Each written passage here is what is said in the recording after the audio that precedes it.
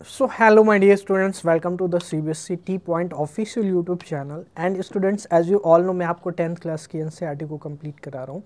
तो my dear students, we have already completed 3 chapters. That means your first chapter was real number and second chapter was polynomial and third chapter was your linear equations in two variables. तो इसको हमने complete कर लिया है बच्चों. इसके बाद हम लोग स्टार्ट करने वाले हैं क्वाड्रेटिक इक्वेशन जो कि आपका 4th चैप्टर है. प्यारे बच्चों, अगर आपने इनको अभी तक कंप्लीट नहीं किया है देन डेफिनेटली आप इसको पहले कंप्लीट करेंगे, जिससे आपको 4th एक्सरसाइज यानी कि 4.1 जो है हम करने जा रहे हैं वो आपको बहुत ही अच्छे तरीके से समझ में आएगी. ठीक है स्टूडेंट्स, तो आपको इसी यूट्यूब चैनल पर प्लेलिस्ट मिल जाएगी, आप उसको कंप्लीट कर लीजिए क्योंकि we have discussed already all the things related to previous 3 chapter. That means I have discussed theory concepts, I have already discussed the examples of your NCERT for the 3 chapters and I have already discussed the complete exercise solutions. तो इस तरह से students आपको एक एक chapter को जैसे जैसे मैं कराता जा रहा हूँ वैसे वैसे आपको कंप्लीट करना है और उसके बाद फिर आपको यहाँ पर रिवीजन करना है, जिससे आपकी प्रिपरेशन एग्ज़ाम के लिए बहुत ही अच्छी हो जाए. ठीक है, तो आइए बच्चों अब हम लोग स्टार्ट करते हैं 4.1 एक्सरसाइज. और 4.1 एक्सरसाइज में आपको क्या करना है, that is recognition of the quadratic equation. यानी क्वाड्रेटिक इक्वेशन क्या होती है, क्या ऑल क्वाड्रेटिक इक्वेशन जो आपको जैसी दिखती है यानी स्क्वायर की फॉर्म में अगर दिख रही है तो क्या वो क्वाड्रेटिक इक्वेशन होगी, या फिर आपको चेक करना पड़ेगा कि वो क्वाड्रेटिक इक्वेशन है या नहीं. या फिर इसके बाद जो है नेक्स्ट टाइप है वर्ड प्रॉब्लम का, जिसमें formation of the quadratic equation, यानी कि वहाँ पर आप देखेंगे कि फॉर्म कैसे करेंगे गिवन कंडीशन के अकॉर्डिंग क्वाड्रेटिक इक्वेशन को, और फिर उसके बाद हम लोग इस तरह से उसको कंप्लीट करेंगे. तो यहाँ पर दो चीज़ें आपको करनी है, that is recognition and formation of the quadratic equation. तो आइए स्टूडेंट सबसे पहले हम लोग ये देखते हैं कि क्वाड्रेटिक इक्वेशन क्या होती है. That means any equation which is of the form ax² + bx + c = 0. तो कैसी होती है, दिखती है, मैं आपको लिख करके यहाँ पे बताता हूँ. प्यारे बच्चों, कोई भी क्वाड्रेटिक इक्वेशन होगी वो कैसी दिखती है, ax² + bx + c. But student क्या ऑल इक्वेशन इस तरह की क्वाड्रेटिक इक्वेशन होगी, तो डेफिनेटली ऑल नहीं होगी. There is one condition which is imposed. तो इस इक्वेशन में एक कंडीशन इम्पोज्ड है जो कि है a ≠ = 0. ऐसा क्यों बोला जाता है बच्चों, a ≠ = 0? आपने पहले भी देखा होगा वहाँ पर पॉलीनोमियल जब आपने 9th में किया था, तो पॉलीनोमियल क्वाड्रेटिक पॉलीनोमियल ऐसा होता था, लेकिन वहाँ पर आपको भी ये भी बताया गया था कि a ≠ = 0 होना चाहिए. तो a ≠ = 0 क्यों होना चाहिए, क्या इसके मायने हैं, क्यों हम हमेशा एक ही बात करते हैं, b और c के बारे में कोई बात नहीं करते. तो इसका रीज़न बच्चों सिंपल सा ये है कि यहाँ पर a आपके लिए अननोन है, आपको नहीं पता कि a की वैल्यू 1 है, 2 है, 3 है, 4 है. लेकिन डेफिनेटली अगर 1 2 3 4 होगी तो हमें कोई भी फ़र्क नहीं पड़ेगा. लेकिन अगर 0 हो जाती है तो बच्चों 0 अगर हो जाती है तो यहाँ पर क्या आपकी स्क्वायर वाली टर्म बचेगी, तो डेफिनेटली मल्टीप्लाई में है a, तो 0 इंटू समथिंग क्या होता है, 0 होता है. तो ये आपकी एक स्क्वायर वाली टर्म क्या हो जाएगी, एलिमिनेट हो जाएगी. और अगर स्क्वायर आपका एलिमिनेट हो गया बच्चों तो bx + c बचेगा, जो कि एक कैसी इक्वेशन है, आप सभी जानते हैं यहाँ पर x की जो इस इक्वेशन की जो डिग्री है वो कितनी है, 1 है. तो ये कैसी इक्वेशन है बच्चों, एक लीनियर इक्वेशन है.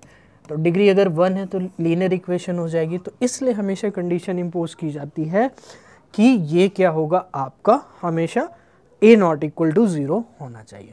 तो बच्चों ये होती है क्वाड्रेटिक इक्वेशन, और कोई भी इक्वेशन इस फॉर्म की होगी तो आप क्या कहेंगे कि ये एक क्वाड्रेटिक इक्वेशन है. अब यहाँ पर बच्चों आपको दो चीज़ें मैं और बता देता हूँ कि अगर b 0 हो जाता है तब भी ये क्वाड्रेटिक इक्वेशन बनी रहेगी, c 0 हो जाता है तब भी ये क्वाड्रेटिक इक्वेशन बनी रहेगी. अगर आपका b 0 हो जाता है तो क्वाड्रेटिक इक्वेशन की फॉर्म क्या हो जाएगी बच्चों, ax², और b तो 0 हो गया यानी क्या बचेगा आपके पास c, तो ये भी एक क्वाड्रेटिक इक्वेशन है. और अगर आपका बच्चों b 0 के बाद c 0 हो जाता है यानी कि ax² + bx = 0, तो ये भी एक क्वाड्रेटिक इक्वेशन है. या फिर ये दोनों ही 0 हो जाते हैं तो आपके पास क्या बचेगा, ax² = 0. तो ये तीनों ही क्वाड्रेटिक इक्वेशन को सेटिस्फाई करेंगे. क्यों, क्योंकि यहाँ पर हमेशा x² वाली जो टर्म है वो रिटेन है. तो that is about the term of the x².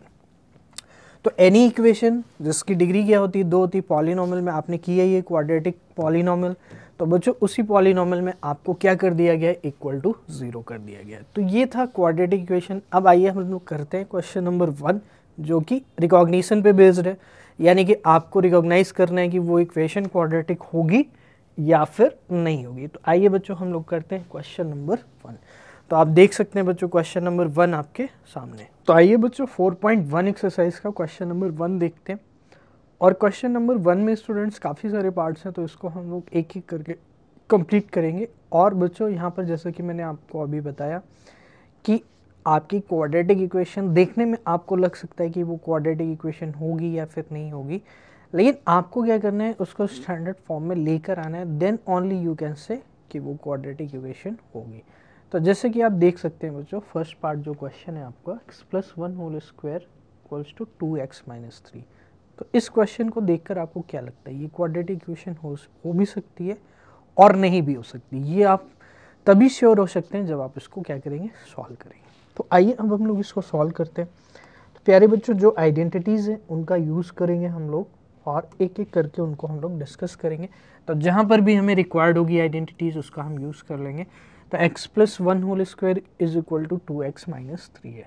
तो a+b होल स्क्वायर सभी बच्चे जानते हैं। तो a+b होल स्क्वायर क्या होगा बच्चों, x square 1 square plus 2x, ये हो जाएगा 2x - 6। तो ये x स्क्वायर हो जाएगा, ये 1 हो जाएगा, ये 2x हो जाएगा और ये 2x हो जाएगा और ये -6 हो जाएगा। अब बच्चों इसको आप LHS में ला सकते हो जिससे इक्वल टू 0 हो जाए। क्यों? क्योंकि जो हमारी क्वाड्रेटिक इक्वेशन होती है उसकी स्टैंडर्ड फॉर्म क्या होती है, x square plus bx plus c equal to 0 और a नॉट इक्वल टू क्या होता है, 0 होता है। b can be 0 and c can be 0 but a must not be equal to 0। ऐसा क्यों? क्योंकि x स्क्वायर का कोफिशिएंट अगर 0 हो जाएगा तो फिर x स्क्वायर वाली टर्म आपकी फिनिश हो जाएगी, जिससे वो क्वाड्रेटिक नहीं रहेगी। क्योंकि क्वाड्रेटिक इस तभी होगी जब वहाँ पर x की पावर क्या होगी, 2 होगी। यानी वेरिएबल जो भी होगा x या y या फिर z, उसकी पावर कितनी होगी, 2 होगी। तो इस वजह से ये क्वाड्रेटिक रहेगी तभी जब a नॉट इक्वल टू क्या होना चाहिए, 0 होना चाहिए। तो अब हम इसको LHS में ले लेते हैं बच्चों। तो x square plus 1 plus 2x minus 2x plus 6 equal to 0। तो इससे ये क्या हो गया, कैंसिल आउट। तो x स्क्वायर और ये 1 है और ये 6 है, तो प्लस में क्या हो जाएगा, 7 इक्वल टू 0। तो मैं कह सकता हूँ बच्चों ये हमारा क्या हो जाएगा, फाइनल इक्वेशन। अब बताइए क्या ये एक क्वाड्रेटिक इक्वेशन होगी? तो definitely it is a quadratic equation. तो आप लिखेंगे इट इज़ अ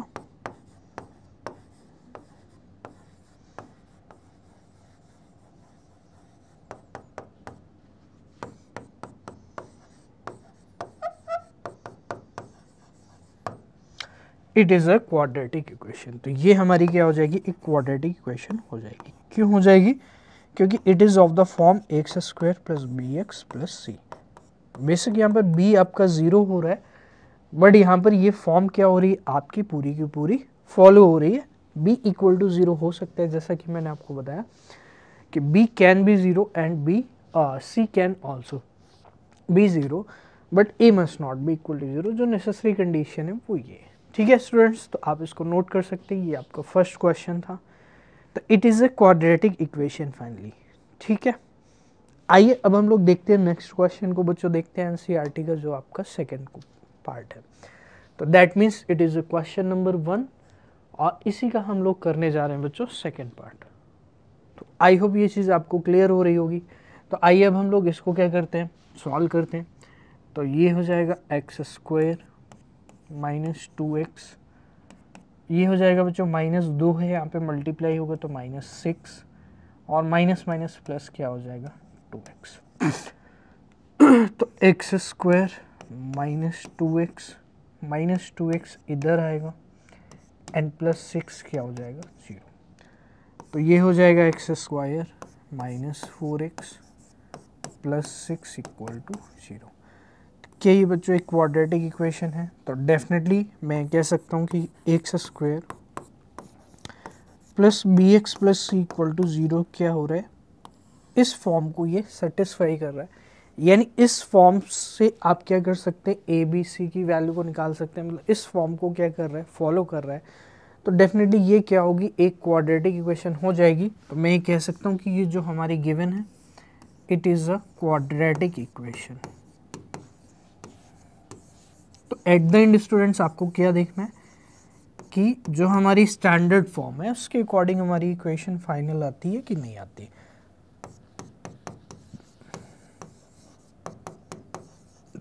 तो ये क्वाड्रेटिक इक्वेशन हो जाएगी, बहुत ही सिंपल सी चीज़ है। आई होप आप इस चीज़ को समझ पा रहे होंगे, तो डेफिनेटली इसको नोट कर सकते हैं। अब हम लोग चलते हैं नेक्स्ट पार्ट पे स्टूडेंट्स और देखते हैं नेक्स्ट पार्ट क्या है हमारा। तो अभी जितने भी क्वेश्चंस हैं वो सब चेक करने वाले हैं। प्यारे बच्चों, नेक्स्ट पार्ट हमारे पास ये, आइए अब हम लोग इसको कंप्लीट करते हैं। तो माय डियर स्टूडेंट्स, इसमें भी आपको क्या करना है, check whether the following are quadratic equation और नॉट। तो दिस इज थर्ड पार्ट। तो आइए अब हम लोग क्या करेंगे, यहाँ पे बेसिकली यहाँ पे दो ब्रैकेट दिए गए हैं बच्चों, तो दोनों ब्रैकेट को क्या करना पड़ेगा, मल्टीप्लाई करना पड़ेगा, क्योंकि यहाँ पर आपको दो ब्रैकेट हैं और यहाँ पर भी दो ब्रैकेट हैं। तो डेफिनेटली यहाँ पर कुछ बनेगा, बट हमें नहीं पता क्या बनेगा, बट जो बनेगा उसको लाने के लिए हमें क्या करना पड़ेगा, दोनों को ब्रैकेट्स को मल्टीप्लाई करना पड़ेगा। तो मल्टीप्लाई कर देते हैं। तो x का मल्टीप्लाई x से करेंगे, आप सभी को पता है, 9th में कर चुके हैं कि कैसे दो ब्रैकेट का मल्टीप्लाई करेंगे। तो x का मल्टीप्लाई बच्चों x में करेंगे तो x स्क्वायर आएगा, x का मल्टीप्लाई -2 में तो -2x आएगा, 1 का मल्टीप्लाई x में करेंगे तो x आएगा, और 1 का मल्टीप्लाई -2 में करेंगे तो -2 आएगा। x का मल्टीप्लाई x में करेंगे x स्क्वायर आएगा, x का मल्टीप्लाई बच्चों -1 में होगा तो -x आएगा। आपको यहाँ से एक एलिमेंट उठाना है और इस ब्रैकेट में जो भी चीज़ें हैं सब में मल्टीप्लाई करके यहाँ पे लिखना है। फिर जब आप इसको कर चुके होगे तो फिर इसको उठाना है और सबका मल्टीप्लाई करना है। तो x का हमने कर लिया है, अब 3 से करेंगे तो बच्चों क्या आएगा, 3x और माइनस क्या आएगा, 3। तो x स्क्वायर से x स्क्वायर क्या हो गया, cancel out. -2x plus x कितना होगा, आप सभी को पता है, -2 + 1 कितना होगा, -x हो जाएगा। ये हो जाएगा -2, ये हो जाएगा बच्चों 2x, क्योंकि +3 -1 है, ये हो जाएगा -3। आइए स्टूडेंट्स अब हम लोग इसको एक तरफ कर लेते हैं, that means 2x + x -3 and +2। तो जितनी भी चीज़ें हैं मैं उसको RHS में ले गया है। RHS में ले जाने के बाद हमने क्या किया, इक्वेशन को रिवर्स करके लिख दिया है।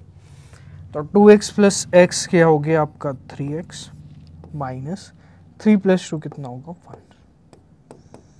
तो मेरे प्यारे बच्चों आप देख सकते हैं क्या ये इक्वेशन x² + bx + c को सेटिस्फाई कर रही है। तो डेफिनेटली x² + bx + c को सेटिस्फाई नहीं कर रही है, तो ये क्या होगी, नॉट अ क्वाड्रेटिक इक्वेशन।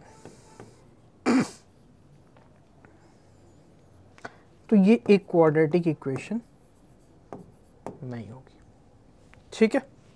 तो ये चीज़ आपको क्लियर होगी, आप इसको नोट कर सकते हैं। It is not a quadratic equation, ये एक क्वाड्रेटिक इक्वेशन नहीं है। क्यों नहीं है, आप सभी को पता है, हमारे पास फाइनली जो इक्वेशन आई है वो ये आई है। तो ये सेटिस्फाई, यानी x² जो हमारी स्टैंडर्ड फॉर्म होती है उसको सेटिस्फाई बिल्कुल भी नहीं कर रहा है। क्यों नहीं कर रहा है, क्योंकि मेन चीज़ हमारे लिए क्या थी, a ≠ = 0, और वही यहाँ पर 0 हो गया, जिससे x² की टर्म 0 हो गई है। तो डेफिनेटली यहाँ पे आपकी ये क्वाड्रेटिक नहीं होगी। आइए अब हम लोग चलते हैं नेक्स्ट पे। तो बच्चों ये क्वेश्चन फिर आ गया आपके सामने ऐसा ही। तो आइए अब हम लोग फिर इसको कंप्लीट करते हैं, देखते हैं यहाँ पे क्या मिलता है हमको। प्यारे बच्चों, x का मल्टीप्लाई 2x से होगा, फिर x का मल्टीप्लाई 1 से होगा, यानी क्या आएगा 2x²। ये x 2x से मल्टीप्लाई होगा तो x तो x से x², लेकिन कांस्टेंट 2 है हमारे पास तो 2। अब ये 3 इससे मल्टीप्लाई होगा, या फिर आप ऐसा कर लो x का मल्टीप्लाई 1 से भी कर लो, जिससे x का काम फिनिश हो जाए। अब हम आ जाते हैं -3 पे। तो जब भी नेगेटिव नंबर होगा तो नेगेटिव अपने साथ पूरा नेगेटिव ले करके जाएगा, तो -3 का मल्टीप्लाई 2x से क्या आएगा, -6x। -3 का मल्टीप्लाई 1 से तो क्या आएगा, -3। क्या ये चीज़ आपको क्लियर है? देन बच्चों x का x से होगा तो x², देन x का 5 से होगा तो 5x। तो माय डियर स्टूडेंट्स, आपको देखने में वैसा लग रहा था, बट यहाँ पर इस बात पर भी डिपेंड करेगा कि जो x है उसका कोफिशिएंट क्या है। जैसे लास्ट क्वेश्चन में x के कोफिशिएंट 1 1 थे, तो इसलिए वो कैंसिल हो गए थे। लेकिन यहाँ पर आप देखो, अगर x का कोफिशिएंट 2 है, तो ये 2 जो है कहीं ना कहीं आपका इधर 1 है, तो इधर तो x² बनेगा, बट उधर 2x² बनेगा। और 2x² अगर उधर बन जाएगा तो डेफिनेटली स्टूडेंट्स वहाँ पर एक x² बच जाएगा। और अगर एक x² बच जाएगा तो फिर आपका क्या होगा, यहाँ पर x² कैंसिल नहीं होगा। और अगर कैंसिल नहीं होगा तो क्वाड्रेटिक हमारी बनी रहेगी। तो 2x² और x² इधर आएगा, तो बच्चों इसको इधर लिख लेते हैं। तो 2x² - x², 5x है, और यहाँ पर बच्चों क्या है, x - 5x यानी -5x। ये 5x इधर आएगा, -5x, और ये 3 इधर आ जाएगा। तो 2x²। हाँ, अब हम इसको सिंप्लीफाई कर सकते हैं, 2x² लिखने की ज़रूरत नहीं है। तो डियर स्टूडेंट्स 2x² यहाँ पे नहीं लिखेंगे, क्योंकि 2x² और -x² क्या होगा, x²। -5x - 5x क्या होगा, -10x, और माइनस क्या हो जाएगा, 3 = 0। ओके, तो ये हमारी फाइनल इक्वेशन आ जाएगी। I think so it is very much clear to you. तो ये हमारी फाइनल इक्वेशन है, जो कि आपकी x² + bx + c टाइप की है। तो बेसिकली टाइप आपको देखना होता है। तो a ≠ क्या है, 0 है। तो मैं ये कह सकता हूँ कि ये डेफिनेटली एक क्या होगी, एक क्वाड्रेटिक इक्वेशन हो जाएगी। तो it is a quadratic equation. It is a quadratic. तो डेफिनेटली ये क्या हो जाएगी, एक क्वाड्रेटिक इक्वेशन हो जाएगी। तो ये चीज़ क्लियर हो गई होगी स्टूडेंट्स। हम यहाँ पर कैसे इन क्वेश्चंस को करेंगे। यहाँ पर आपको इक्वेशन दी जाएगी, तो एक क्वेश्चन आपके एग्ज़ाम में ऐसा देखने को मिलेगा कि जहाँ पर आपको कुछ इक्वेशन दी जाएगी और आपको ये चेक करके बताना होगा कि वो क्वाड्रेटिक इक्वेशन है या फिर नहीं है। तो आप ऐसे ही चेक करोगे। अगर फाइनली लास्ट में ऐसी फॉर्म आपको देखने को मिलती है तो डेफिनेटली ये क्वाड्रेटिक होगी, और अगर नहीं मिलती है, जैसा कि प्रीवियस क्वेश्चन में हमने देखा ऐसा, तो डेफिनेटली क्वाड्रेटिक नहीं होगी। आइए अब हम लोग चलते हैं नेक्स्ट पार्ट पे। प्यारे बच्चों, यहाँ पे फिर से अगेन मल्टीप्लाई करना पड़ेगा। तो आइए अब हम लोग इसको मल्टीप्लाई करते हैं और देखते हैं हमारा आंसर क्या आता है, यहाँ पर होगा या नहीं होगा। तो यहाँ पर यही चीज़ें चेक करनी है। तो 2x का x से करेंगे मल्टीप्लाई, तो क्या आएगा, 2x²। फिर 2x का -3 से तो -6x, -1 का x से तो -x, -1 का -3 से क्या होगा, +3। फिर x का x से होगा तो x², x का -1 से होगा -x, 5 का x से होगा 5x, और माइनस क्या हो जाएगा, 5 हो जाएगा। तो ये चीज़ क्लियर है, ठीक है। अब देखिए x² वाली टर्म को कलेक्ट करेंगे, तो x² बच्चों ये है और x² ये है, तो इधर आ जाएंगे x²।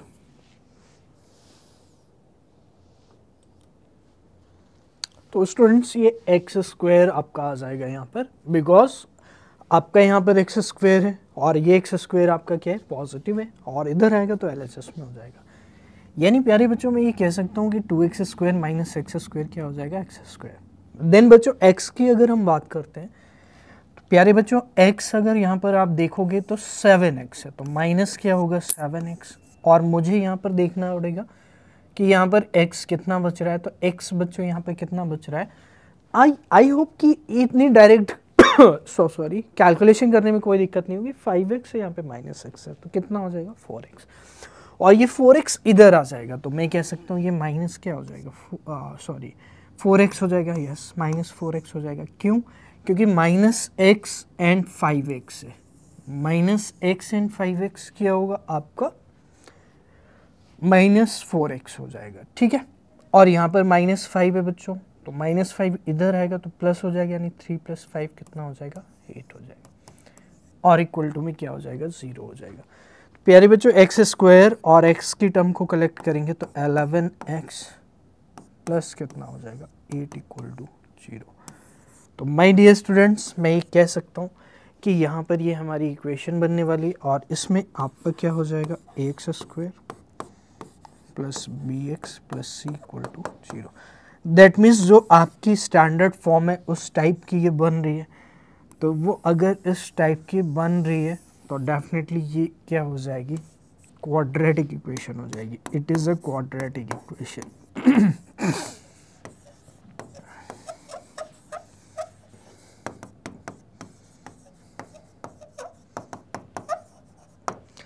ये क्या हो जाएगी, एक क्वाड्रेटिक इक्वेशन हो जाएगी। डेफिनेटली स्टूडेंट्स, आई होप ये चीज़ें आपको समझ में आ रही होंगी कि मैं यहाँ पे कैसे चीज़ों को कर रहा हूँ, तो इसमें कोई भी दिक्कत नहीं होगी बच्चों। एक क्वेश्चन ज़रूर आएगा एग्ज़ाम में, तो इसलिए आपको बहुत ही अच्छे से इसको कंप्लीट करना है और देखना है कि यहाँ पर हम कैसे चीज़ों को कर रहे हैं। तो डेफिनेटली स्टूडेंट्स, अगर इस तरह से फॉर्म यहाँ पर बन रही है तो ये हमारी क्या हो जाएगी क्वाड्रेटिक। अब आइए देखते हैं नेक्स्ट बच्चों क्या है। तो x² + 3x + 1 x - 2 whole square, इसका मतलब ये हुआ कि अब आप इसको एक्सपेंड करेंगे, क्योंकि इधर तो कुछ सॉल्व करने लायक है नहीं, तो हम क्या करेंगे इसको एक्सपेंड कर देंगे। तो प्यारे बच्चों x² + 3x + 1 = इसको एक्सपेंड करोगे तो x² a² + b² - 4x। Okay, तो ये सारी चीज़ें हमको यहाँ पे करनी होगी। तो मैंने क्या यूज़ किया आइडेंटिटी का, जो भी आइडेंटिटी का यूज़ करेंगे उसको मेंशन करेंगे। तो a - b का स्क्वायर = a² b² - 2ab, तो हमने इसका यूज़ किया। आइए अब हम लोग देखते हैं x² मेरा, अगर बच्चों कभी भी आपको कोई भी नंबर दोनों साइड लिखा है इक्वल के, जैसे यहाँ पे इक्वल का साइन है और इक्वल के इधर x² भी है और इधर भी x² है, तो डेफिनेटली x² क्या हो जाएगा कैंसिल हो जाएगा। तो मैं कह सकता हूँ बच्चों कि यहाँ पे स्क्वायर वाली टर्म हट जाएगी, और डेफिनेटली स्टूडेंट्स अगर स्क्वायर यहाँ पर हट जाता है तो वो क्वाड्रेटिक इक्वेशन कभी भी नहीं हो सकती, क्योंकि x² आपका अब आगे नहीं मिलेगा। तो यहाँ पे x ही आएगा, तो x यानी लीनियर होगा। तो मैं कह सकता हूँ कि 3x + 1 = 4 - 4x। तो ये 4x इधर आएगा, ज़्यादा से ज़्यादा क्या हो जाएगा 7x, और बच्चों यहाँ पे +1 - 4, तो 7x - 3 = क्या हो जाएगा 0 हो जाएगा। तो ये डेफिनेटली क्या होगी, नॉट अ क्वाड्रेटिक।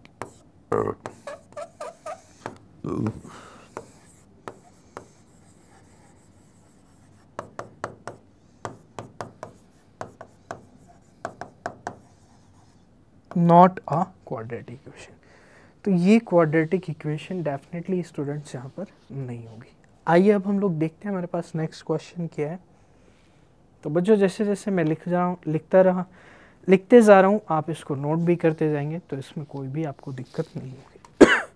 प्यारे बच्चों, हमारे पास 7 पार्ट आ चुके हैं, तो we have completed 6 part. Now we are going to discuss the 7 part. Check whether the following are quadratic equation.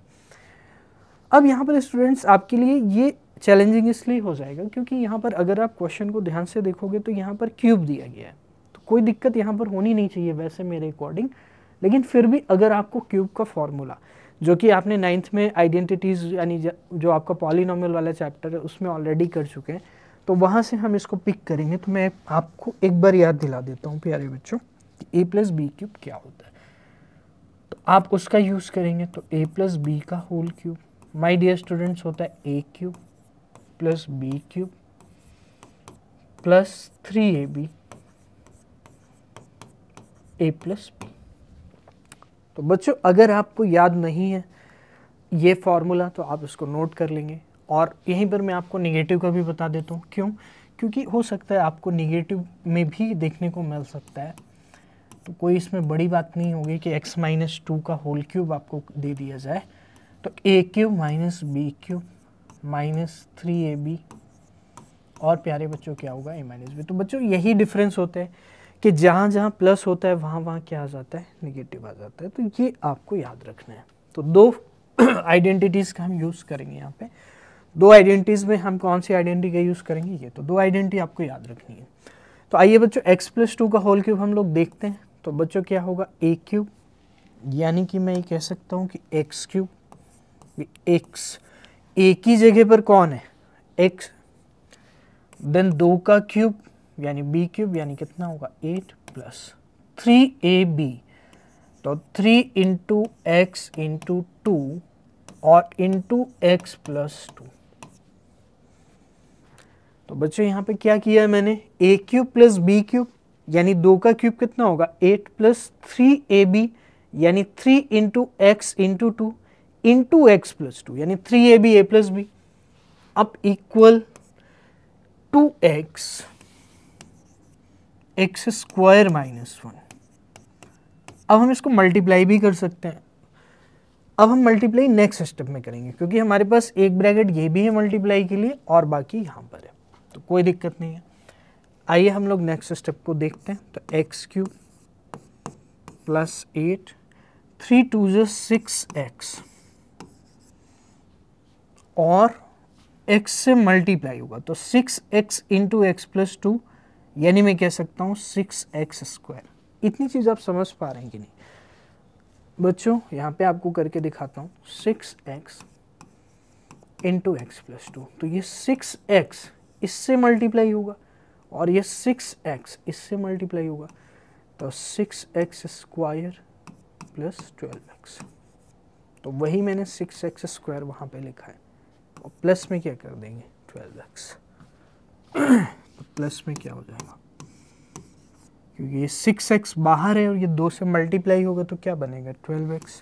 अब ऐसे ही 2x मल्टीप्लाई होगा इससे, तो मैं कह सकता हूँ 2x का क्यूब, और ये 2x माइनस 1 से तो कितना माइनस 2x।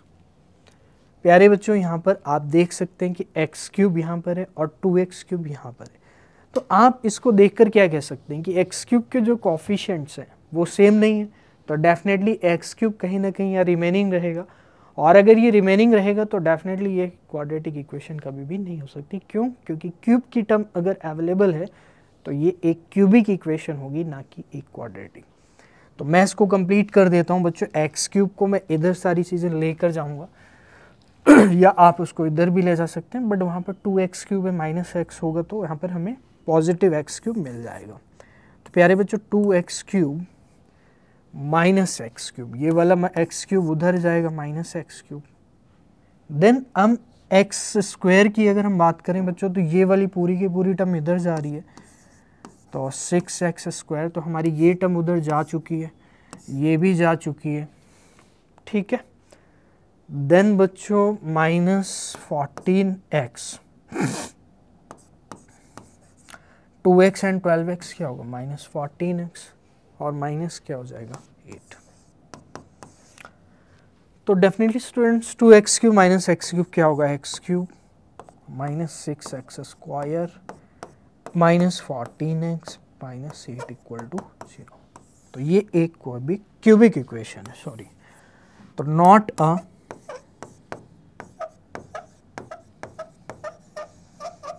क्वाड्रेटिक, तो नॉट अ क्वाड्रेटिक इक्वेशन, तो ये एक क्वाड्रेटिक इक्वेशन नहीं होगी। ओके, तो आप इसको नोट कर लीजिए स्टूडेंट्स। फिर हम लोग चलते हैं नेक्स्ट पार्ट पे।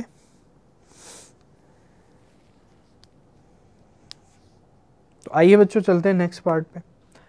तो बच्चों नेक्स्ट पार्ट हमारे पास है पार्ट नंबर 8। तो इस तरह से काफ़ी सारे पार्ट्स हम यहाँ पे करने वाले हैं, और देखते हैं पार्ट नंबर 8 क्या है।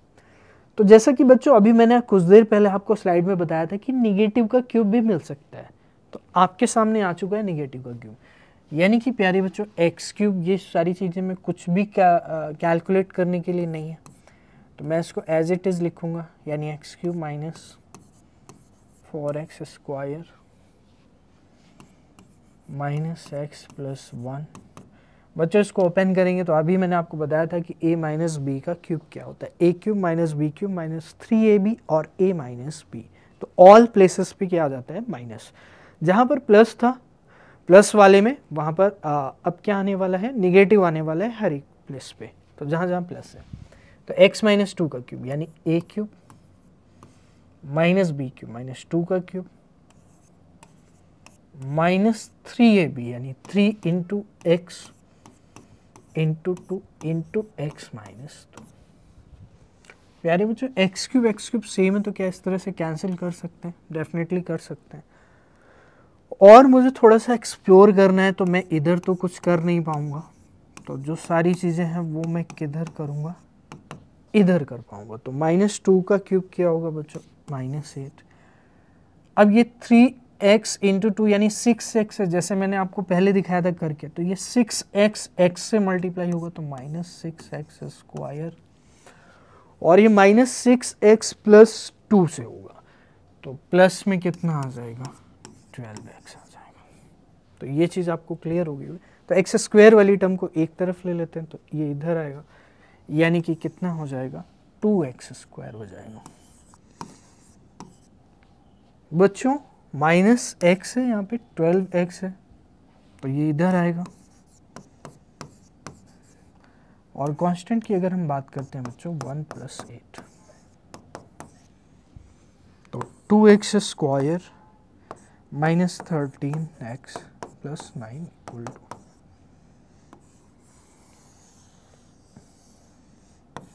क्या ये x square plus b x plus c की फॉर्म फॉलो कर रहा है, तो डेफिनेटली स्टूडेंट्स ये फॉर्म को फॉलो कर रहे हैं। तो it is a quadratic equation. तो ये क्या होगी, एक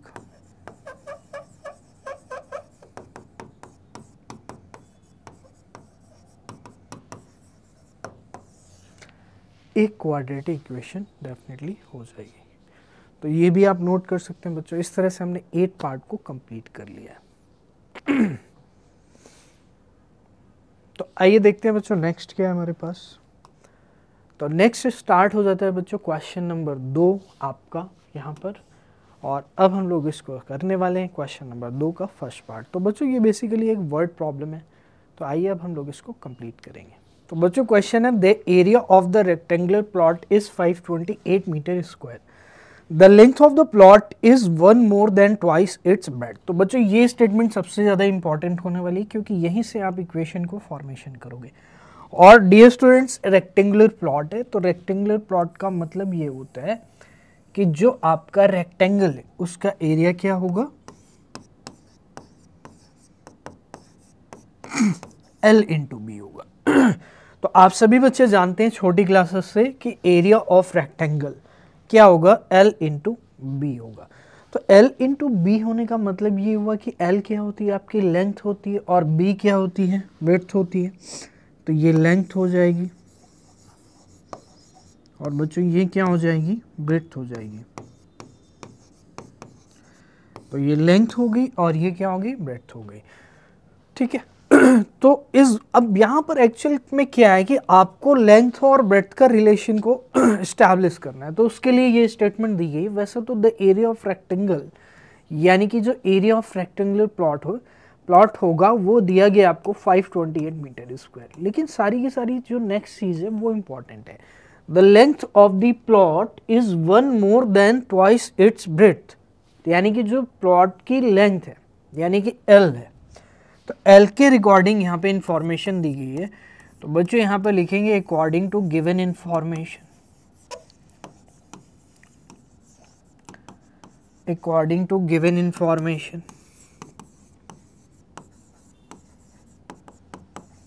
मेरे प्यारे बच्चों according to given information length of the plot is 1 more than twice its breadth, यानी कि जो लेंथ है L वो 1 मोर है। अब यहां से आपको ये रीड करना है कि is 1 more than twice its breadth. तो 1 मोर है यानी लेंथ 1 मोर है, लेकिन इंपॉर्टेंट चीज़ है किससे 1 मोर है, तो वो दिया गया है कि ट्वाइस इट्स ब्रेथ, यानी कि ट्वाइस इट्स ब्रेथ।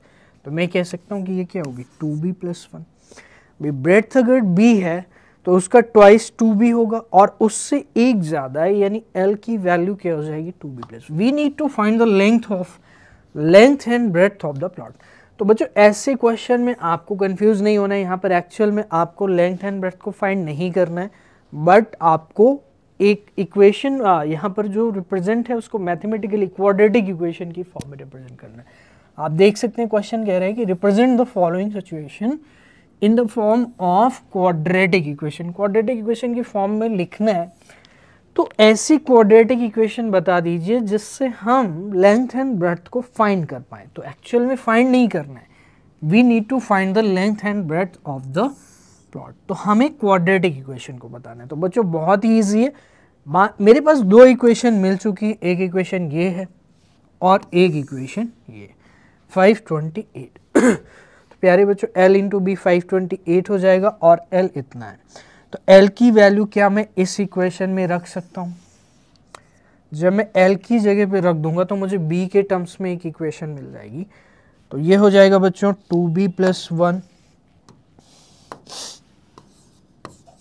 क्योंकि L इंटू बी, तो L मेरा ये हो गया, B ये हो गया और ये इक्वल हो गया 528 के। तो मैं ये कह सकता हूँ कि ये मेरा क्या हो जाएगा, इक्वेशन हो जाएगी। अब आगे आप सॉल्व कर सकते हैं, इसको मल्टीप्लाई कर सकते हैं। तो बच्चों ब्रैकेट है और ब्रैकेट का मल्टीप्लाई होगा तो 2b इंटू बी, यानी 2b स्क्वायर 1 इंटू बी यानी b, और ये इधर जाएगा यानी स्टैंडर्ड फॉर्म में लाने के लिए 528 = 0। क्या ये हमारे पास इक्वेशन आ जाएगी? यहाँ तक किसी को कोई दिक्कत नहीं होगी। तो बहुत ही इजी था। हमने क्या किया, according to given information in the question length बोली गई थी कि 1 more than twice its breadth. तो यहाँ पे बच्चों आपको 2 चीज़ें और लिख सकते हो कि लेट करना पड़ेगा, क्योंकि छोटी सी चीज़ है बट आप मिस कर दोगे तो हो सकता है उसका कंप्लीट जो है थोड़ा सा पार्ट रह जाएगा। तो L let the length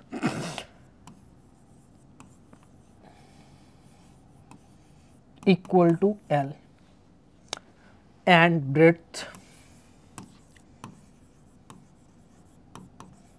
equal to B। तो length L and breadth B हमने लेट किया।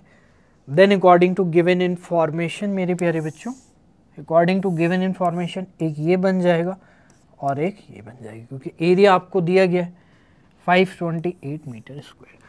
तो बस बच्चों यही आपका आंसर होगा। यहाँ पर आपको सिर्फ और सिर्फ क्या बनाना था, क्वाड्रेटिक इक्वेशन को फॉर्म करना था, जो कि हम ऑलरेडी कर चुके हैं।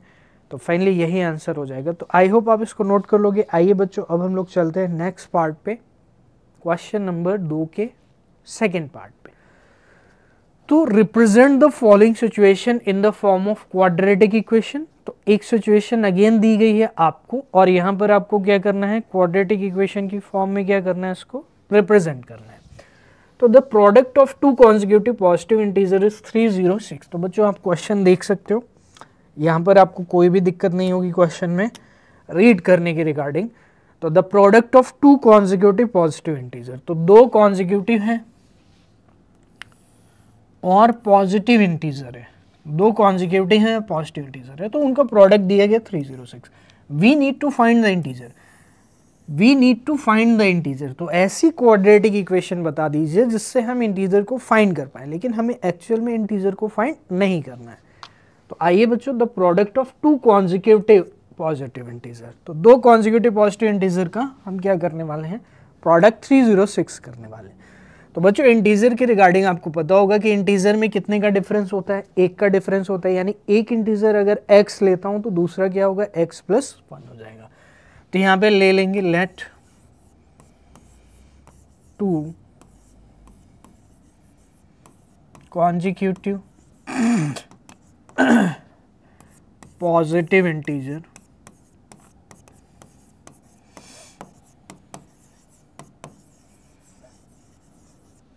b x and x plus 1। तो बच्चों x एंड x प्लस 1 यहाँ पर ले लिया गया है। अब अकॉर्डिंग टू क्वेश्चन इन दोनों का प्रोडक्ट कितना है, 306 के इक्वल है। तो यहाँ पे लिखेंगे अकॉर्डिंग टू क्वेश्चन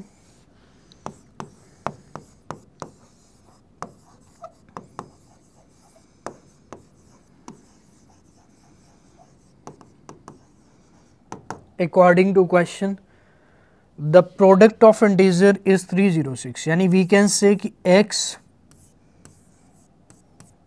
प्लस 1 306 है। तो x इंटू एक्स मल्टीप्लाई कर देंगे x स्क्वायर, और बच्चों x इंटू एक्स यानी x इंटू 1 x, और ये इधर आ जाएगा, या आप पहले इसको इक्वल टू 306 ही कर सकते हैं। तो x square plus x minus 306 equal to 0। तो यही हमारी क्या हो जाएगी, रिक्वायर्ड क्वाड्रेटिक इक्वेशन हो जाएगी। तो आई होप स्टूडेंट्स आप इसको नोट कर लोगे। तो यही आपकी फाइनल क्या हो जाएगा बच्चों, आंसर हो जाएगा। तो यहाँ पर आपको कोई भी दिक्कत नहीं होगी। तो दिस इज योर आंसर। तो बच्चों ऐसे ही करना होता है आपको। We need to find the integer, अगर कहीं पर लिखा गया और बोला गया कि form the quadratic equation, then आपको ऐसे करना पड़ेगा। ठीक है, आगे चलें, आइए देखते हैं, आगे चलते हैं। नेक्स्ट क्वेश्चन है मेरे पास, Rohan mother is 26 year old, यानी रोहन कोई पर्सन है, उसकी mother 26 year older than the him, यानी कि 26 ईयर ओल्ड नहीं है, 26 ईयर ओल्डर देन हिम, यानी 26 ईयर उससे ओल्ड है, किससे, रोहन से।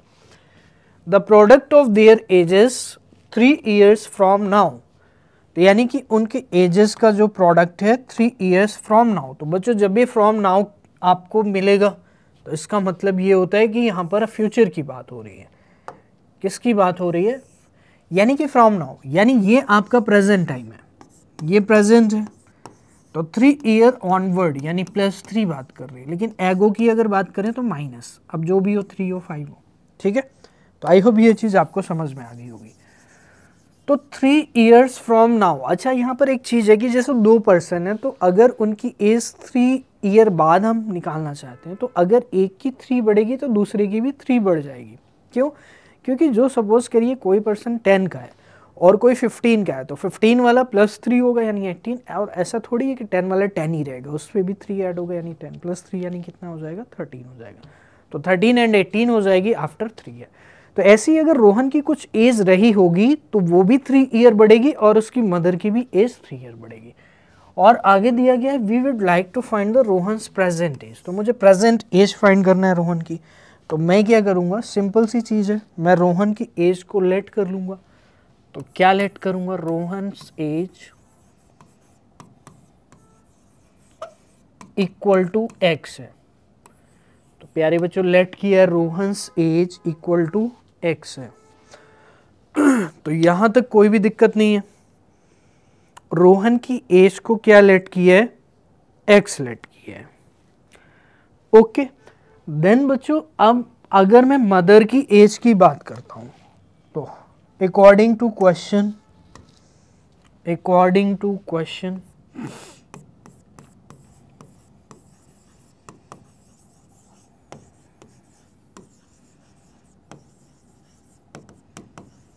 his mother's age, तो according to question his mother's age कितनी होगी, x + 26। क्यों, क्योंकि पहले ही दे दिया गया कि जो रोहन की एज है उससे मदर कितनी ओल्ड है, 26 ईयर ओल्ड है, तो इसलिए x + 26 हो जाएगा। The product of their edges 3 years from now will be 360। तो 3 ईयर्स फ्रॉम नाउ उनका प्रोडक्ट 360 के इक्वल होगा, यानी कि आफ्टर 3 ईयर्स अगर मैं बात करता हूं रोहन की एज की, तो आफ्टर 3 ईयर या 3 ईयर फ्रॉम नाउ, आप लिख सकते हैं 3 year from now, 3 year from now Rohan and her mother will be Rohan and her mother, sorry, his mother will be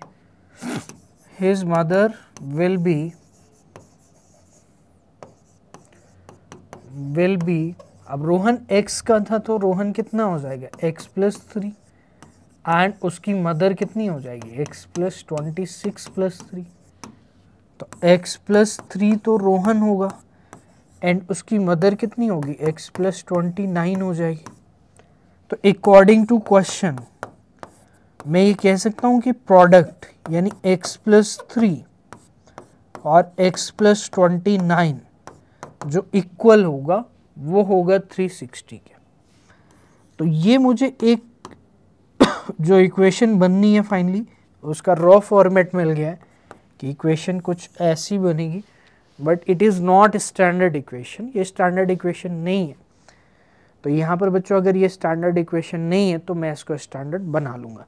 लेकिन क्या इतनी चीज़ आपको फर्स्ट ऑफ ऑल क्लियर हो रही है कि ये चीज़ें कैसे हो रही हैं? तो मैं एक बार रिपीट कर देता हूँ। रोहन की एज x लेट की थी, तो according to question x plus 26 उसकी मदर की प्रेजेंट एज होगी, लेकिन 3 ईयर फ्रॉम नाउ की बात कर रहा है प्रोडक्ट की। तो 3 year from now product 360 given है, तो 3 ईयर फ्रॉम नाउ उनकी दोनों की एज क्या होगी x plus 3 and x plus 29।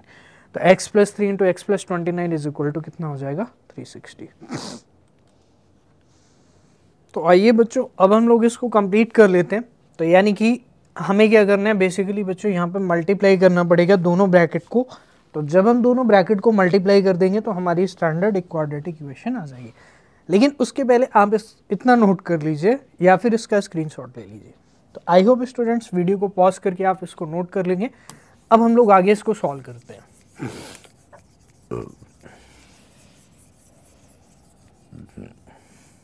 आइए प्यारे बच्चों देखते हैं।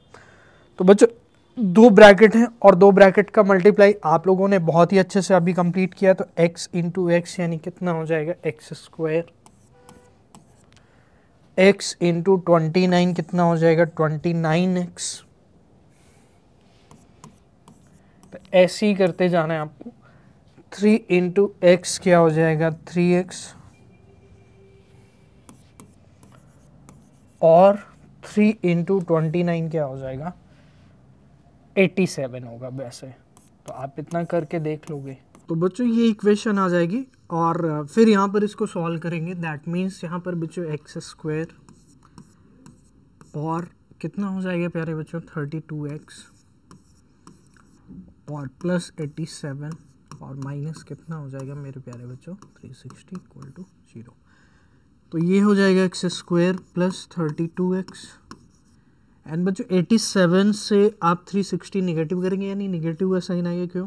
क्योंकि 360 नंबर बड़ा है।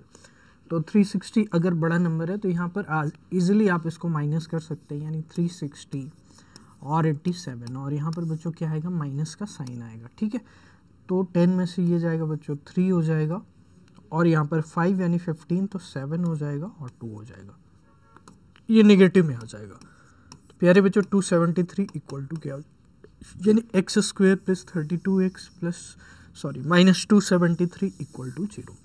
तो ये हमारे पास क्या हो जाएगी एक इक्वेशन आ जाएगी और यहाँ पर इक्वेशन ही फॉर्म करना था। A train travel distance of 480 kilometre at a uniform speed, तो if the speed had been 8 kilometre per hour less than it would have taken 3 hour more. तो बच्चों ऑब्वियस सी चीज़ है जब आप स्लो चलेंगे तो आपको टाइम कितना लगेगा ज़्यादा लगेगा जो नॉर्मल टाइम है। अगर आप घर अपने स्कूल से स्लो जा रहे हैं या आपकी बस जो है या आप बाइसिकल से स्लो जा रहे हैं तो डेफिनेटली स्टूडेंट्स वहाँ पे आपका टाइम ज़्यादा लगेगा और अगर आप फास्ट जा रहे हैं तो टाइम कम लगेगा। तो वही चीज़ है कि ट्रेन नॉर्मल स्पीड से अगर कम स्पीड में चलती है और कितनी कम में 8 किलोमीटर पर आवर लेस, यानी कि पहले अगर उसकी कुछ स्पीड रही होगी तो 8 किलोमीटर पर आवर लेस में चल रही है, यानी अगर 50 थी सपोज करिए तो अब 8 लेस यानी 42 में चल रही है। तो मुझे नहीं पता कितनी थी, जस्ट फॉर एग्जांपल आपको समझा रहा हूँ। Then it would have taken 3 hour more. अगर अब 42 से चल रही है तो 3 आवर ज़्यादा लगेंगे more to cover the same distance. We need to find the speed of this train. तो मेरे प्यारे बच्चों, यहाँ पर 480 किलोमीटर जो डिस्टेंस दी गई, इस सब को करने के पहले आपको मैं एक चीज़ बताता हूँ जो आपको हमेशा याद रखना है बच्चों, कि जो डिस्टेंस होती है वो क्या होती है बच्चों, स्पीड इनटू में टाइम टेकन, यानी जो टाइम लग रहा है और जो आपकी स्पीड है उन दोनों का क्या होता है, मल्टीप्लाई होता है। तो स्पीड इनटू टाइम क्या होता है, डिस्टेंस होता है, यानी जो डिस्टेंस है वो क्या होगा, स्पीड और टाइम का मल्टीप्लाई होगा। तो यहीं से बच्चों सारे रिलेशन निकल कर आते हैं। तो अगर मैं आपसे ये पूछता हूँ कि स्पीड क्या होगी, तो आप कहेंगे सर स्पीड अगर आपको फाइंड करना है तो टाइम नीचे आ जाएगा, यानी कि स्पीड जो होगी वो क्या होगी, डिस्टेंस अपॉन में टाइम हो जाएगा। और यहीं पर बच्चों अगर आपसे टाइम की वैल्यू पूछी जाए, टाइम क्या होगा, तो आप कहेंगे सर डिस्टेंस अपॉन में क्या हो जाएगी, स्पीड हो जाएगी। ठीक है मेरे प्यारे बच्चों, तो इस तरह से एक जो फॉर्मूला याद रखोगे तो उससे सारे के सारे फॉर्मूले निकालोगे। तो ये तीनों फॉर्मूले यहाँ पर हम लोग यूज़ करेंगे और डेफिनेटली स्टूडेंट्स आप इसको नोट कर लीजिए। फिर अब हम लोग आगे प्रोसीड करते हैं, क्वेश्चन को कैसे करेंगे कंप्लीट। यहाँ पर सबसे ज़्यादा इंपॉर्टेंट चीज़ हमारे लिए ये है। तो आइए देखते हैं। तो train travel distance of 480 kilometre, तो 480 किलोमीटर की डिस्टेंस है बच्चों। कोई भी रास्ता था और यहाँ से यहाँ तक ट्रेन को जाना था। तो जब भी आप डायग्राम बना लोगे बच्चों तो क्लियरिटी आ जाएगी। ये उसका स्टार्टिंग स्टेशन था और ये एंडिंग स्टेशन है प्यारे बच्चों, बी जो है एंडिंग स्टेशन है। और इन दोनों स्टेशनों के बीच की जो डिस्टेंस है बच्चों वो कितनी है, 480 किलोमीटर है। तो इसमें भी कोई दिक्कत नहीं है। देन बच्चों आगे वही स्टेटमेंट दी गई। तो अब आइए अब हम लोग अपनी तरफ से वेरिएबल्स को लेट करेंगे, क्योंकि हमें रिप्रेजेंट करना है। तो इसको मैं इरेज करूंगा। तो बच्चों वेरिएबल हम x मान लेते हैं कि जो स्पीड है ट्रेन की वो x है। तो let the speed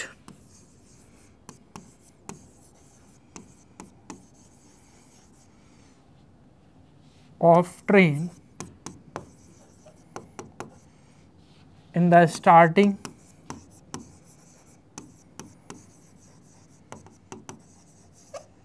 was x, यानी कि जब नॉर्मल यूनिफॉर्म स्पीड से चल रही थी तब उसकी x थी। तो time t1, let t1 be the initial time. t1 क्या है, इनिशियल टाइम, यानी कि पहले, जो कि कितना होगा बच्चों, डिस्टेंस। अभी हमने टाइम के बारे में देखा था कि टाइम क्या होता है, डिस्टेंस अपॉन में स्पीड। तो डिस्टेंस आपकी कितनी है, 480, और स्पीड कितनी है, x। लेकिन बाद में क्या हो जाती है स्पीड, x माइनस 8 हो जाती। इन द नेक्स्ट सिचुएशन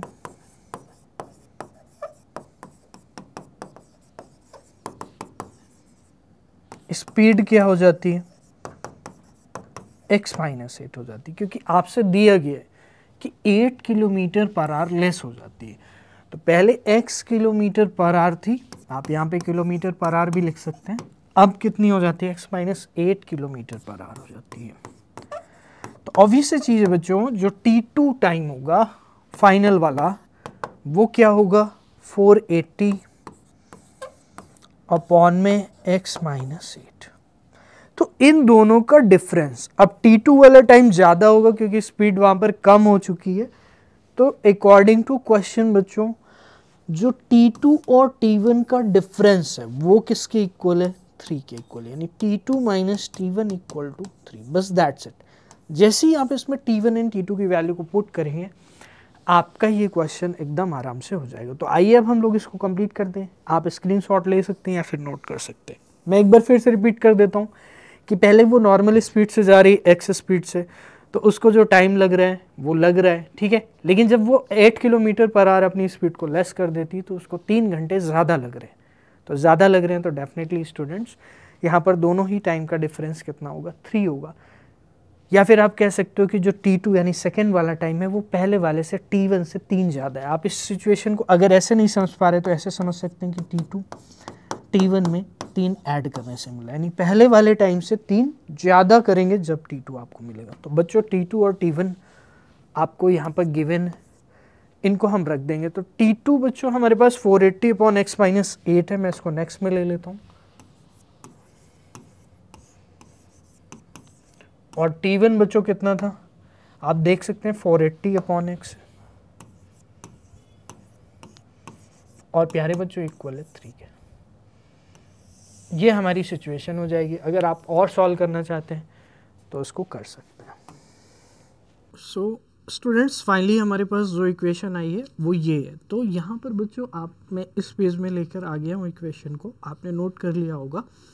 तो यहाँ पर स्टूडेंट्स बेसिकली क्या है कि जो हमारा टाइम का डिफरेंस है 3 हमने उसके इक्वल कर दिया है, क्योंकि जो टाइम का डिफरेंस है प्यारे बच्चों वो कितना है, 3 hours more than the two cover the same distance. यानी सेम डिस्टेंस को जब स्पीड x-8 हो जाती है तो इतना टाइम लगता है, और जब नॉर्मल स्पीड थी यानी स्पीड ज़्यादा थी तो इतना टाइम लगता। तो ये वैल्यू कम होगी, ये ज़्यादा होगी, तो ज़्यादा में से कम माइनस करेंगे तो इक्वल टू कितना आ जाएगा, 3 आ जाएगा।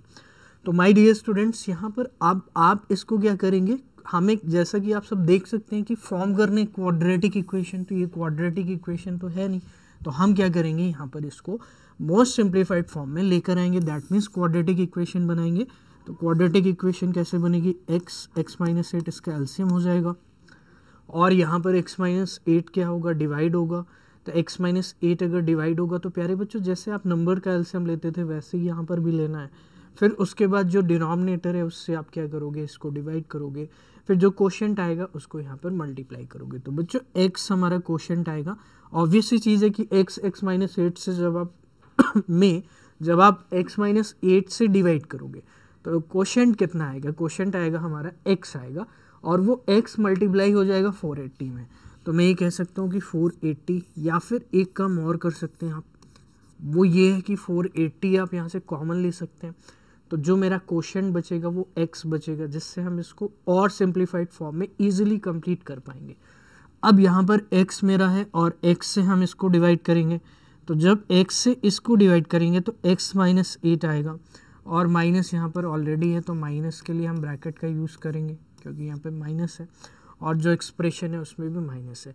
तो इस तरह से आपको कंप्लीट करना है। तो स्टूडेंट्स मैं आपको ये बताना चाहता हूँ कि बच्चे यहीं पे मिस्टेक करते हैं। आपको बच्चों ये मिस्टेक कभी नहीं करना है कि यहाँ पर आप ब्रैकेट का यूज़ नहीं करोगे तो ये चीज़ें क्या हो जाएंगी, आपसे गलत हो जाएंगी। क्यों? क्योंकि जब आप माइनस यहाँ पर रखोगे तो x एंड x तो कैंसिल हो जाएगा, लेकिन अगर आपने ब्रैकेट का यूज़ नहीं किया तो आप -8 ले लोगे, जबकि ये माइनस बाहर है। तो बाहर से जब अंदर जाएगा माइनस ब्रैकेट के, तो आप सभी को पता है कि अगर ब्रैकेट के बाहर माइनस है तो अंदर वाले जो साइन होते हैं वो क्या होंगे, रिवर्स हो जाएंगे। तो डियर स्टूडेंट्स यहाँ पे क्या हो जाएगा, प्लस हो जाएगा। तो आइए अब हम लोग इसको सॉल्व कर लेते हैं कम्प्लीटली। तो सॉल्व करने के लिए प्यारे बच्चों सबसे पहले यहाँ पे ब्रैकेट को ओपन करूँगा, क्रॉस मल्टीप्लाई करूँगा, देन उसके बाद में क्या करूँगा, यहाँ पर इसको कंप्लीट करूँगा। तो आइए अब हम लोग इसको आगे कंप्लीट कर लेते हैं। तो माय डियर स्टूडेंट्स यहाँ पर आपको देखना ये है कि ये मेरा इक्वल हो जाएगा 480। तो 480 और बच्चों ब्रैकेट में x - x + 8। तो जैसा कि मैंने अभी आपको बताया x - x + 8 हो जाएगा, और क्रॉस कर दीजिए, क्रॉस मल्टीप्लाई करने पर क्या हो जाएगा 3 इंटू नीचे डिनोमिनेटर में जो भी है यानी x इंटू x - 8 हो जाएगा, 3 इंटू x इंटू x - 8 हो जाएगा। ठीक है माय डियर स्टूडेंट्स, तो 3 से ये कैंसिल हो जाएगा, यानी कितनी टाइम्स कैंसिल होगा, 3 × 1 = 3, 3 × 6 = 18 एंड 3 0 0, तो 160 आ जाएगा। अब यहाँ से बच्चों x एंड x भी कैंसिल हो जाएगा, तो मैं ये कह सकता हूँ कि बच्चों यहाँ पे 160 और ब्रैकेट के अंदर क्या बचेगा, 8 बचेगा। तो मैं इसको लिख देता हूँ 160 × 8, और बच्चों यहाँ पे x का भी आप मल्टीप्लाई कर दीजिए इस वाले ब्रैकेट में, तो x² माइनस कितना हो जाएगा, 8x हो जाएगा। तो इस तरह से आप देख रहे हो कि यहाँ पर एक क्वाड्रेटिक इक्वेशन बन गई है बट अभी ये स्टैंडर्ड फॉर्म में नहीं है। तो स्टैंडर्ड फॉर्म में लाने के लिए जितनी भी आपकी टर्म्स होती हैं सबको हम एक तरफ लेकर आएंगे। क्यों? क्योंकि आप सभी को पता है कि standard form x square plus b x plus c होती है। तो आइए अब हम लोग इसको स्टैंडर्ड फॉर्म में लेकर आते हैं। That means x square minus 8x, और बच्चों ये इधर आ जाएगा, दैट मीन्स निगेटिव हो जाएगा, तो 160 इंटू 8 हो जाएगा, और इक्वल टू में क्या हो जाएगा प्यारे बच्चों? 0 हो जाएगा। तो 160 इंटू 8 आप मल्टीप्लाई कर सकते हैं, तो माइनस 8x। और बच्चों वैसे अगर आपको 16 की टेबल याद है तो 0 आपको बढ़ाना पड़ेगा 16 8 जा करके, तो 16 8 जा कितना होता है बच्चों? 128, और यहाँ पर हम क्या बढ़ा देंगे? 0। तो माय डियर स्टूडेंट्स यही आपका क्या होगा? फाइनल आंसर हो जाएगा। तो यहाँ पर आपको बच्चों ये चीज़ ध्यान रखनी है कि जो फाइनल आंसर है वो आपका क्या होने वाला है, तो वो आपका ये आंसर फाइनली आ जाएगा। ठीक है प्यारे बच्चों, तो आप इसको नोट कर सकते हैं, और यही आपका फाइनल क्वाड्रेटिक इक्वेशन है। क्योंकि आपको क्या फाइंड करना था? आपको सिर्फ क्वाड्रेटिक इक्वेशन ही फाइंड करनी थी जो इस सिचुएशन को रिप्रेजेंट कर सके। तो मैंने इसको यहाँ पर कंप्लीट कर दिया है। तो एक बार आपको फिर से यहाँ पर बता देता हूँ कि जो टाइम का डिफरेंस है वो कितना है? 3r है। तो यहाँ पे डिफरेंस दोनों का ले लेना है 3r, क्योंकि एक सिचुएशन जब x माइनस 8 किलोमीटर से चल रही है, यानी बाद वाले केस में तो 3 घंटे ज़्यादा लग रहे हैं, और x की स्पीड से अगर चल रही है तो वहाँ पे 3 घंटे कम लग रहे हैं, यानी कि जो नॉर्मल टाइम है वो लग रहा है। ठीक है, तो यहाँ पर इस तरह से इक्वल टू हम क्या कर देंगे? दोनों टाइम को इक्वल टू 3 कर देंगे। ये बेस्ट मेथड है, इस तरह से आप इसको कंप्लीट कर सकते हैं, इसमें कोई भी कन्फ्यूज़न नहीं होगी। वैसे तो मेथड और भी होते हैं, बट जो बेस्ट मेथड है that I have discussed with you. तो ये आई होप आपको स्टूडेंट्स क्लियर हो गया होगा। So this is the best method which you can approach. तो आइए स्टूडेंट्स, अब हम एक मेथड से मैं आपको इस क्वेश्चन को और डिस्कस करना चाहता हूँ कि what could be the other method, और क्या मेथड हो सकता है जिससे हम इस क्वेश्चन को कंप्लीट कर सकते हैं। तो बच्चों क्वेश्चन को कंप्लीट करने के लिए आपको क्या करना है? वही x सेलेक्ट करना पड़ेगा, यानी कि फर्स्ट वाली सिचुएशन में जो टाइम लग रहा है, फर्स्ट वाली सिचुएशन में क्या टाइम लग रहा है? आप कह सकते हैं कि 480 डिस्टेंस। ठीक है, अब पहले टाइम क्या लग रहा है? Time in the first situation, तो 480 डिस्टेंस है। तो जैसा कि मैंने अभी आपको बताया कि जो डिस्टेंस अपॉन स्पीड होगी, डिस्टेंस अपॉन स्पीड होगी, तो बच्चों ये दोनों ही मेथड अपने आप में बेस्ट है। वो भी मेथड बेस्ट है, बट कुछ स्टूडेंट्स को हो सकता है इससे इजी लगे, तो that I wanted to discuss both the method with you. तो डिस्टेंस अपॉन स्पीड क्या हो जाएगा प्यारे बच्चों? टाइम हो जाएगा। तो जो टाइम लग रहा है वो डिस्टेंस अपॉन स्पीड होगा। अब टाइम के रिगार्डिंग हमें सारी चीज़ें यहाँ पर कनेक्ट करनी है। टाइम से हम इसको कैसे कनेक्ट करेंगे? तो जो डिस्टेंस है वो हमारी कितनी है? 480 है। तो मैंने डिस्टेंस लिख लिया। अब यहाँ पर सपोज करिए फर्स्ट सिचुएशन का टाइम t1 है, और तो यहाँ पर स्पीड को हम लेट कर लेंगे, तो लेट स्पीड क्या है आपकी? x है। तो स्पीड अगर हमारे पास x है तो t1 टाइम कितना होगा? 480 में। अब आपसे ये कह रहा है कि जो सेकेंड सिचुएशन है, ये फर्स्ट सिचुएशन के अकॉर्डिंग हमारी इक्वेशन कंप्लीट हो गई है। फिर हम सेकेंड सिचुएशन में यानी सेकेंड केस में जो स्पीड है वो कितनी हो जाती है? x माइनस 8 हो जाती है, क्योंकि पहले हमने x लेट की थी और बाद में क्या है? 8 किलोमीटर पर आवर लेस। तो यहाँ पे किलोमीटर पर आवर भी आप लिख सकते हैं, इसमें कोई दिक्कत नहीं है। ठीक है, तो x माइनस 8 स्पीड इसकी बाद में हो जाती है x माइनस 8। तो जब x माइनस 8 स्पीड हो जाती है तो इसको 3 आवर ज़्यादा लगता है। तो 3 आवर ज़्यादा लगने का मतलब क्या हुआ कि पहले जो टाइम लग रहा था उससे 3 आवर ज़्यादा, यानी पहले इतना लग रहा था तो अब कितना लग रहा होगा टाइम? अब आपका टाइम लग रहा होगा कितना? 480 t1 प्लस 3 मैं कह सकता हूँ, यानी 480 अपॉन x प्लस 3, क्योंकि t1 की वैल्यू कितनी है आपकी? x है। और ये प्लस 3 जो हो रहा है 480 में नहीं हो रहा है, आपको ये ध्यान रखना है, ये पूरी फ्रैक्शन में हो रहा है। तो स्पीड हो गया, टाइम हो गया। अब क्या मैं इस फॉर्मूले का यूज़ कर सकता हूँ? यानी डिस्टेंस हमें पता है, स्पीड पता है, टाइम पता है, तो मैं कह सकता हूँ जो डिस्टेंस होती है वो यहाँ से हम निकाल सकते हैं, स्पीड इंटू टाइम होगी s इंटू टी। तो डिस्टेंस मेरी है प्यारे बच्चों 480 फिक्स, उसमें कोई भी चेंज नहीं है। सेकेंड सिचुएशन के अकॉर्डिंग 480 हमारी क्या है? सॉरी x माइनस 8 क्या है, स्पीड है, और टाइम इस केस में यानी जब स्पीड x माइनस 8 है तो टाइम इतना लग रहा है जो कि हम ऑलरेडी कैलकुलेट कर चुके हैं, तो 480 अपॉन एक्स प्लस 3। तो ये मेथड भी आपके लिए बेस्ट है। अब आपको आगे का काम वैसे ही करना होगा जैसे प्रीवियस क्वेश्चन में हम लोगों ने किया है कि यहाँ पे क्या करना हो, आपको इसको सॉल्व करना पड़ेगा। तो सॉल्व करेंगे तो जब आप इसको कंप्लीट कर लेंगे क्वाड्रेटिक इक्वेशन की फॉर्म में लेकर आएंगे, यानी सबसे पहले आप क्या करेंगे कि ये जो इक्वेशन है इसको क्या करेंगे, सिंप्लीफाई करेंगे। सिंप्लीफाई करने के लिए पहले आप इस टर्म को सिंप्लीफाई करेंगे, क्यों, क्योंकि यहाँ पर फ्रैक्शन है, तो इसको इसके साथ एलसीएम लेके फिर यहाँ पर इसका क्रॉस मल्टीप्लाई, फिर कुछ चीज़ें यहाँ पे कैंसिल होंगी। तो ये आई होप आप कर लोगे, इसमें आपको कोई भी दिक्कत नहीं होगी। बट द कॉन्सेप्ट मैं आपको बताना चाहता था कि एक जो आपका वे ऑफ थिंकिंग है वो ये भी हो सकता है, ज़रूरी नहीं कि आपको अगर वो चीज़ बताई है मैंने तो उसी से कर सकते हैं, आप इससे भी कर सकते हैं। ये आपको पता करना होगा कि आपके लिए कौन सा कन्वीनियंट मेथड है। मैंने आपको दोनों ही मेथड को डिस्कस किया है, ठीक है। तो ये आई होप आपको समझ में आ गया होगा ठीक है बच्चों, तो इसको एक बार नोट कर लीजिए, फिर हम लोग आगे चलते हैं। तो बच्चों फोर्थ पार्ट हमने कंप्लीट कर लिया है, इसी के साथ 4.1 एक्सरसाइज हमने कंप्लीट कर ली है।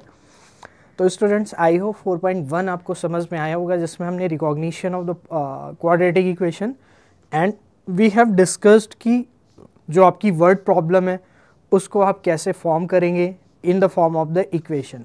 तो बच्चों यहाँ पे अभी सोल्यूशन नहीं था क्योंकि सोल्यूशन आपका 4.2 में है, तो वहाँ पर हम लोग सोल्यूशन को डिस्कस करेंगे। Factorisation of the quadratic equation से सोल्यूशन को कैसे कंप्लीट करते हैं इसको डिस्कस करेंगे। लेकिन अभी तक बच्चों आपकी दो ही चीज़ें थी, that is recognition of the polynomial, sorry recognition of the quadratic equation and formation of the quadratic equation.